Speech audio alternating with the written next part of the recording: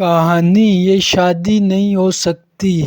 آج ایمل کی گڑیا کی شادی تھی۔ بارات بس آنے ہی والی تھی۔ گڑیا کی جدائی کا سوچ کر ایمل کے ہاتھ پاؤں پھول رہے تھے۔ اس کی تمام سہیلیاں گھر میں جمع تھیں اور ڈھولک بجا کر شادی کے گیت گا رہی تھیں۔ ایمل نے ان سب پر ایک نظر ڈالی اور باورچی خانے کی راہ لی، جہاں سے اٹھتی خوشبوئیں بتا رہی تھیں کہ کھانے کی تیاری مکمل ہے۔ امی بریانی پک گئی؟ ایمل نے پوچھا۔ امی نے مسکرا کر کہا، ارے میری گڑیا، سب تیار ہے، بریانی اور رائتا، کسٹرڈ اور شربت بھی۔ کیا بارات آ گئی؟ ابھی تو نہیں، فریال نے کہا تھا وہ 6 بجے آئے گی۔ ابھی اس کی بات مکمل بھی نہیں ہوئی تھی کہ شور بلند ہوا۔ وہ بات ادھوری چھوڑ کر بائیں جانب لپکی۔ امی مسکراتے ہوئے پھر کھانے کی جانب متوجہ ہو گئیں۔ ایمل کی گڑیا کی شادی کا سوٹ امی نے خود سیا تھا۔ سرخ شرارہ کرتی، اس پر چھوٹا سا دوپٹہ جس پر لگا گوٹا امی سے پوچھ کر ایمل نے خود ٹانگا تھا۔ پھر جہیز میں اس نے اپنے ہاتھوں سے ماچس کی خالی ڈبیوں سے صوفہ سیٹ بنایا تھا۔ کترنوں سے بہت سارے سوٹ امی نے سی کر دیے تھے۔ چھوٹے چھوٹے اسٹیل کے برتن بھی تھے جو ایمل کو اس کی سالگرہ پر اس کی نانی نے دیے تھے۔ سب سے قیمتی تو وہ ہار تھا جو ابا جان نے جماعت سوم میں اول آنے پر ایمل کو دیا تھا۔ ایمل چوتھی جماعت میں پڑھتی تھی۔ وہیں اس کی فریال سے دوستی ہوئی تھی اور آج اسی فریال کے گڈے سے اس کی گڑیا کی شادی تھی۔ باراتی بھی اس کے ہم جماعت تھے۔ ایمل اور اس کی سہیلیوں نے باراتیوں کا استقبال مسکراہٹ اور کھلے بازوں سے کیا۔ وہ انہیں کمرے میں لا بٹھایا۔ ایک دفعہ پھر سے سب ڈھولک پر گیت گانے میں مگن تھے کہ ایمل کو اداس دیکھ کر فریال اس کے پاس آئی۔ وہ ایمل، جہیز تو تم سے بہت اچھا دیا ہے، مگر یہ صندوق میں کیا ہے؟ اس میں کہانیوں کی میری کتابیں ہیں۔ تمہارے گھر میں جب گڑیا فارغ ہوئی تو انہیں پڑھے گی۔ ایمل نے شرما کر جواب دیا، لو فریال، تو پورا دن تمہاری گڑیا سب کام کروائے گی، اس فرصت ملے گی تو پڑھے گی نا۔ امنا بولی تو سب ہنسنے لگے۔ جی نہیں، میں کوئی ظالم ساس نہیں ہوں جو اپنی گڑیا سے سارا دن کام کرواؤں۔ میں تو اسے پیار سے رکھوں گی اور یہ اسٹوریز تو ہم مل کر پڑھیں گے۔ اوہ! امنا نے پھر چوٹ کی۔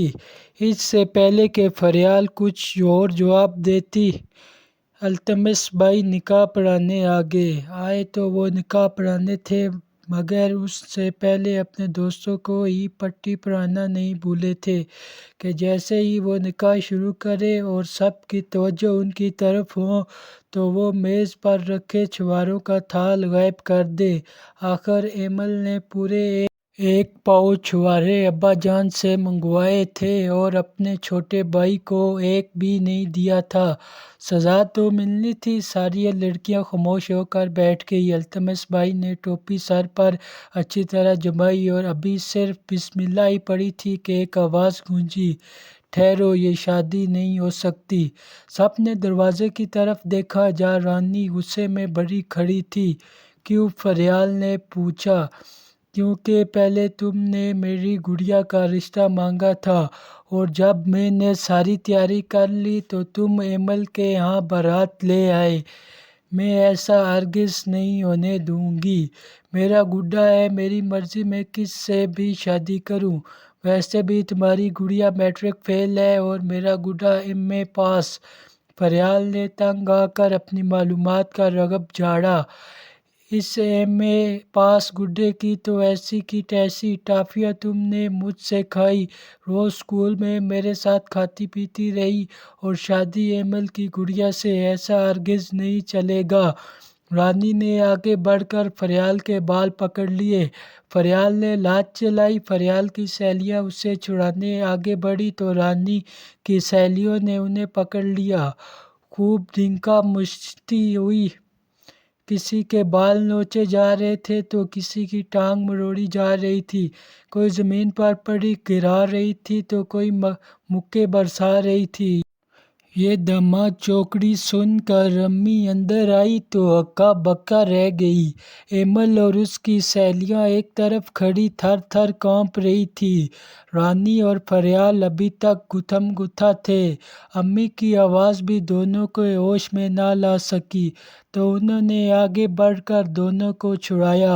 یہ کیا بدتمیزی ہے، انسانوں کی طرح بات کرو، تم دونوں یہی کچھ سیکھنے اسکول جاتی ہو؟ فریال اور رانی ایک دوسرے کو غصے سے گھورتی رہیں۔ دیکھیں نا آنٹی، فریال نے میری گڑیا سے رشتہ کیا تھا۔ میں نے ہاں بھی کر دی تھی۔ جب میں نے ساری تیاری کر لی تو ایمل کی گڑیا سے شادی کرنے آ گئی۔ رانی روتے ہوئے بولی۔ کیوں بیٹا فریال، جب آپ نے رانی سے بات طے کر رکھی تھی تو ایمل کو رشتہ کیوں دیا؟ آنٹی میرا گڈا ہے، میری مرضی، میں کسی سے بھی شادی کروں، میں نے وہ رشتہ توڑ دیا۔ سچ سچ بتاؤ نا کہ ایمل کی کہانی کی کتابیں اور کھلونے دیکھ کر تمہاری رال ٹپک پڑی، اس لالچ میں تم نے ایمل کو رشتہ دیا ہے؟ رانی للچائی تو فریال کو غصہ آ گیا۔ اس نے ایک بار پھر رانی کے بال پکڑ لیے، پھر سے ہاہاکار مچ گئی۔ امی نے فریال کو قابو میں کیا اور زبردستی اسے ایک کرسی میں بٹھایا اور اس کے دونوں ہاتھ پکڑ کر خفگی سے کہا، ایک تو چوری، اوپر سے سینہ زوری، بھلا انسان وہ ہے جو اپنی زبان کا پاس رکھے اور وعدے کی پاسداری کرے؟ رشتہ طے کرنا بھی ایک طرح کا عہد ہی ہے۔ ایک تو وعدہ خلافی کی، دوسرا جھگڑا بھی کرتی ہو۔ چلو جاؤ اب اپنے گھر، اب یہ شادی واقعی نہیں ہو سکتی۔ امی نے فریال کو ڈھیپ کر کے اس کے دونوں ہاتھ چھوڑے اور اسے دروازے کا راستہ دکھایا۔ فریال غصے میں کھولتی ہوئی اٹھی، رانی کو دیکھ کر منہ پہ ہاتھ پھیرا اور اپنی سہیلیوں کے ساتھ چلی گئی۔ ایمل نے آگے بڑھ کر اپنی گڑیا کو دیکھا۔ اس ہنگامے کی زد میں وہ بھی آ گئی تھی۔ اس کا ایک ہاتھ ٹوٹ گیا تھا، قمیض پھٹ گئی تھی۔